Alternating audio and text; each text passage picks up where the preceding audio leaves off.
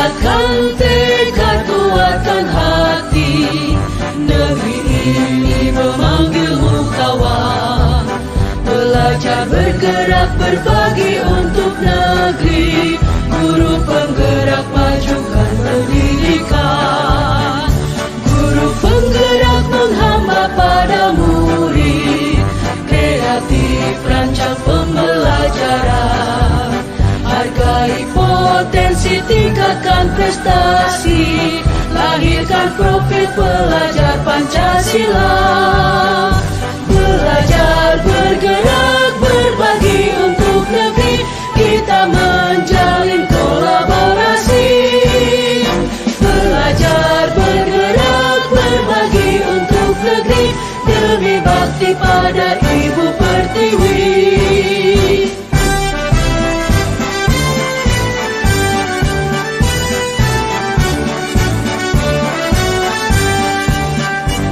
Bulatkan tekad kuatkan hati, negeri ini memanggilmu kawan. Belajar. Assalamualaikum warahmatullahi wabarakatuh. Terima kasih. Alhamdulillahirabbil alamin, wassalatu wassalamu ala asyrafil anbiya'i wal mursalin wa ala alihi wa sahbihi ajmain. Pertama-tama puji beserta syukur mari sama-sama kita panjatkan kehadirat Allah Subhanahu wa taala, yang mana oleh Allah telah membawa kita, memberikan kita nikmat iman dan nikmat Islam. Dan tak lupa pula selawat beriring salam sama-sama kita sanjung-sanjungkan kepada Nabi besar Muhammad sallallahu alaihi wasallam.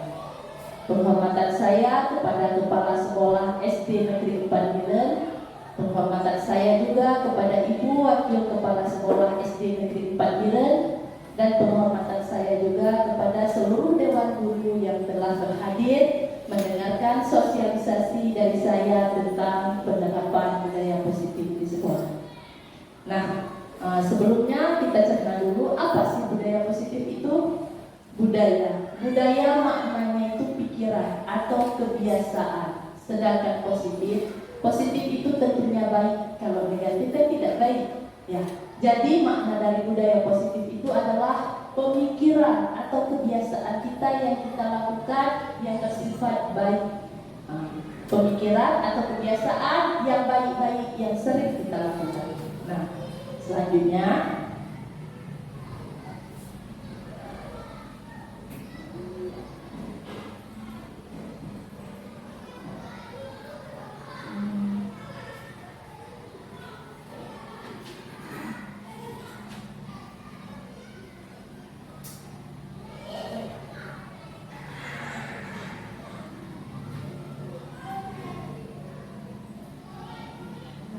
yang ingin saya sampaikan tentang konsep inti budaya positif. Konsep inti budaya positif ada 8. Yang pertama, perubahan paradigma belajar. Yang kedua, disiplin positif. Yang ketiga, nilai-nilai kebajikan.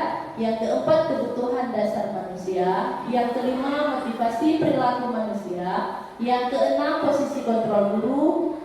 Yang ketujuh, keyakinan kelas. Dan yang ke-8, segitiga restitusi. Nah, per poin ini akan saya jelaskan sekarang. Yang pertama adalah tentang pembelajaran dengan paradigma baru, yaitu pembelajaran dengan paradigma baru merupakan pembelajaran yang dirancang berdasarkan prinsip pembelajaran berdiferensiasi, sehingga para peserta didik belajar sesuai kebutuhannya berdasarkan tahap perkembangan sesuai teori psikologi modern untuk mewujudkan profil pelajar Pancasila.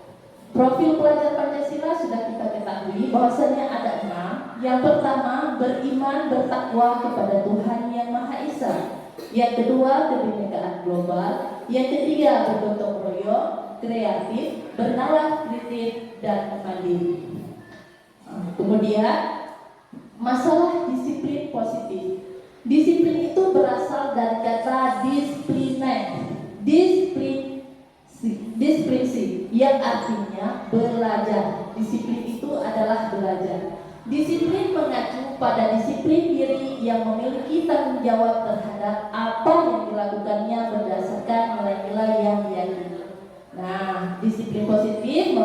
salah satu cara penerapan disiplin yang bertujuan menumbuhkan kesadaran serta memberdayakan peserta didik tanpa imbalan, penghargaan, ancaman, atau hukum. Sebagai pendidik, tujuan kita adalah menciptakan peserta didik yang memiliki disiplin diri, sehingga mereka berperilaku mengacu kepada nilai-nilai kebajikan universal dan memiliki motivasi intrinsik dalam perubahan perilaku ke arah yang lebih baik. Makna di sini memiliki motivasi intrinsik, mereka peserta didik memiliki motivasi dalam diri sendiri. Bahwasanya dia sadar melakukan kebiasaan-kebiasaan yang baik tanpa kita paksa. Misalnya setiap pagi mereka dengan kesadaran sendiri melakukan doa sebelum belajar dan sesudah belajar juga menutup dengan doa. Oke, selanjutnya tentang nilai-nilai kebajikan. Nilai yang disepakati bersama lepas dari suku bangsa, agama, bahasa maupun latar belakangnya.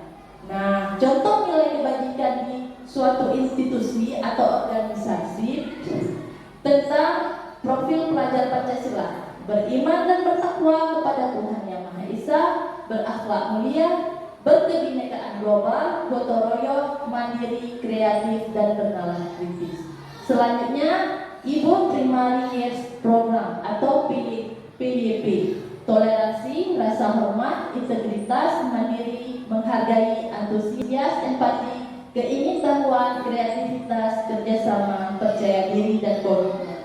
Nah, yang ketiga, keterampilan hidup atau life skill, yaitu dapat dipercaya, lurus hati, pendengar yang aktif, tidak mendengarkan orang lain, dan memberikan terbaik dari diri. Selanjutnya, kebutuhan dasar manusia. Nah, masalah kebutuhan dasar manusia, kita pahami dulu. Kebutuhan dasar manusia itu adalah segala sesuatu yang kita lakukan untuk mendapatkan apa yang kita inginkan. Seluruh tindakan yang kita lakukan memiliki tujuan tertentu, dan semua usaha terbaik yang kita lakukan adalah dalam rangka agar kebutuhan kita terpenuhi dengan baik. Itu kebutuhan dasar manusia.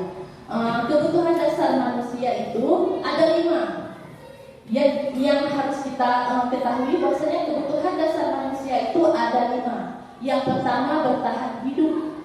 Yang kedua, kasih sayang dan rasa diterima. Yang ketiga, penguasaan. Yang keempat, kebebasan. Dan yang kelima, kesenangan. Nah,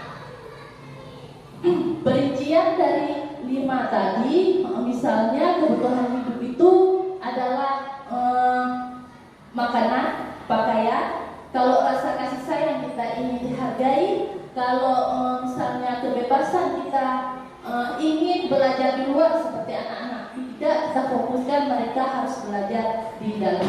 Nah, selanjutnya kita lanjut dengan motivasi perilaku manusia. Motivasi perilaku manusia itu ada 2. Ada motivasi ekstrinsik dan motivasi intrinsik. Nah, kalau motivasi ekstrinsik itu untuk menghindari ketidaknyamanan atau hukuman. Sedangkan motivasi intrinsik untuk menjadi orang yang mereka inginkan dan menghargai diri sendiri dengan nilai-nilai yang mereka percaya. Oke, kita lanjutkan. Hukuman. Bagaimana dengan hukuman? Hukuman itu tidak terencana atau tiba-tiba ya. Murid tidak tahu apa yang akan terjadi, dan hukuman itu juga berupa hukuman fisik. Misalnya hukuman ketika anak-anak salah, kita bukan menjadi kita sebagai manajer terhadap dia.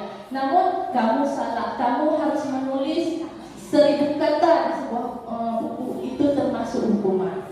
Yang kedua, konsekuensi. Konsekuensi itu terencana atau disepakati sesuai peraturan. Murid tetap dibuat tidak nyaman. Kenapa? Karena sikap guru tidak memonitor murid. Yang ketiga, restitusi. Restitusi adalah proses menciptakan kondisi bagi murid untuk memperbaiki kesalahannya. Proses kolaboratif yang mengajarkan murid untuk mencari solusi. Oke, ada 3: hukuman, konsekuensi, dan restitusi. Kemudian 5 posisi kontrol guru. Yang pertama, bertindak sebagai penghukum. Yang kedua, pembuat merasa bersalah. Yang ketiga, teman. Yang keempat, pemantau. Dan yang kelima, manajer. Contoh penghukum seperti tadi, ketika anak merasa berbuat kesalahan dalam kelas, kita langsung menghukum. Bagaimana menghukum? Tidak mengkaji dulu kenapa dia berbuat seperti itu. Misalnya dia mengganggu kawan, langsung kita keluarkan dia untuk berdiri di luar. Itu sebagai penghukum. Kalau pembuat masalah, kita berkata-kata menunjukkan dia seakan-akan bersalah. Nah, kalau teman, ya seperti kita bicara dengan teman. Contohnya misalnya, tolong ibu angkatkan ini sebentar, tolong kerjakan apa yang ibu suka. Kalau pemantau, di saat kita mengajar, kita perhatikan siswa-siswa. Jika ada yang berbuat bersalah, contohnya bisa kita bertanya, Ani, kenapa kamu seperti itu? Ibu dari tadi sudah capek menjelaskan pelajaran matematika. Apakah kamu tidak mendengarkan ibu? Nah, jika posisi manajer kita bisa menyelesaikan masalah dengan tuntas terhadap masalah yang dilakukan oleh siswa tersebut. Selanjutnya, keyakinan kelas. Pembentukan keyakinan kelas ada beberapa hal, yaitu yang pertama bersifat abstrak, yang kedua berupa pernyataan universal, yang ketiga dibuat dalam pernyataan positif, kemudian sedikit saja agar mudah diingat, lalu sesuai dengan kondisi kelas atau sekolah sehingga mudah diterapkan. Kemudian semua warga sekolah atau kelas dilibatkan saat membuat keyakinan kelas. Misalnya waktu pertama sekolah kemarin itu kita kan membuat kesepakatan kelas atau keyakinan kelas. Tidak yang kita guru, namun kita libatkan siswa-siswa. Kamu bagaimana keyakinan kelas dari kamu? Ani, bagaimana keyakinan kelas yang kamu sepakati? Jadi di saat kita membuat keyakinan kelas, kita libatkan semua siswa-siswa yang ada di dalam kelas kita. Selanjutnya masalah segitiga restitusi. Segitiga restitusi adalah suatu proses dialog yang dijalankan oleh guru agar dapat menghasilkan murid yang mandiri dan bertanggung jawab. Ada 3 tahapan segitiga restitusi. Yang pertama, menstabilkan identitas. Yang kedua, validasi tindakan yang salah.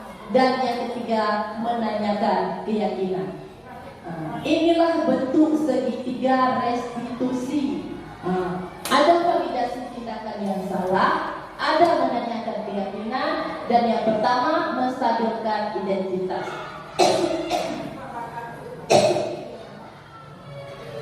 Nah, kita bahas yang pertama, menstabilkan identitas.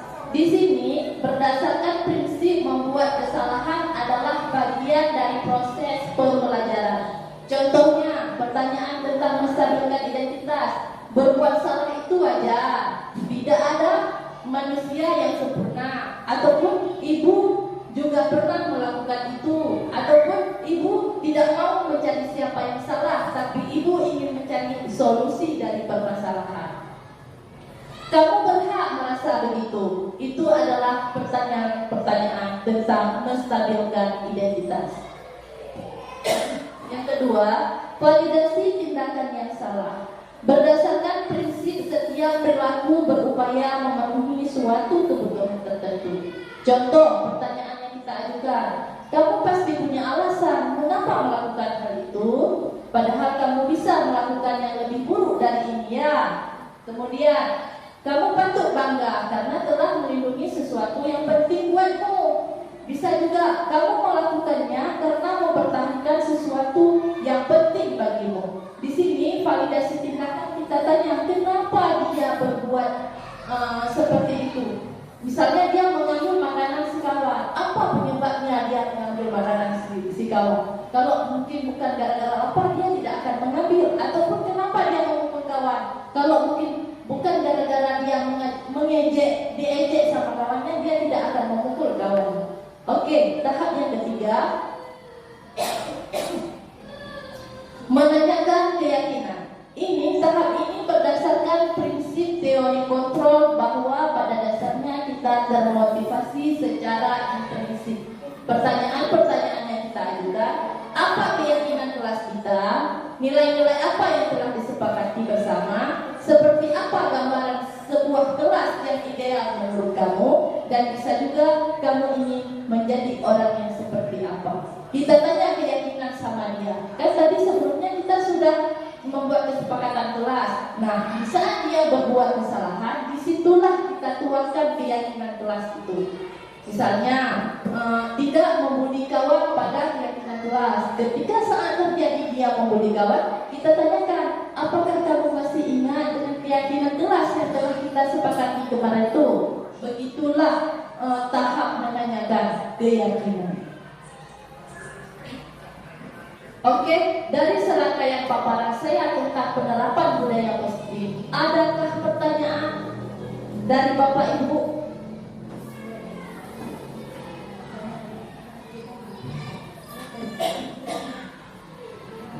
Ada pertanyaan ya? Iya, silakan Ibu. Apa pentingnya budaya positif itu? Oke, terima kasih Bu Zainura. Bagus sekali pertanyaannya. Apakah penting budaya positif itu?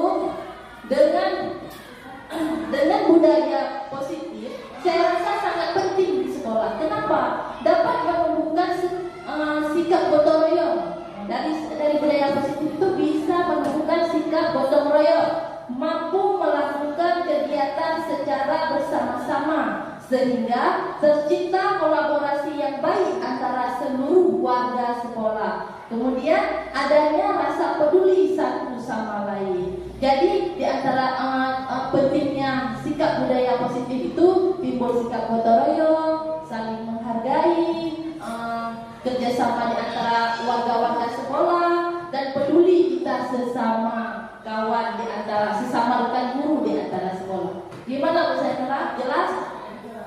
Jelas. Oke, terima kasih.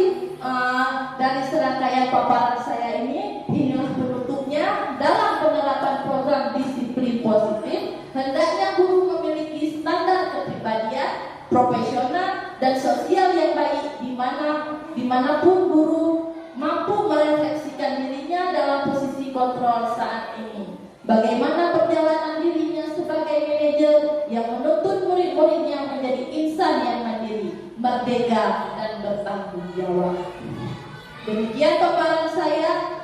Saya ucapkan terima kasih atas segala perhatian. Mohon maaf atas segala kekurangan. Wa akhiru kalam wa billahi taufiq wal hidayah. Wassalamualaikum warahmatullahi wabarakatuh.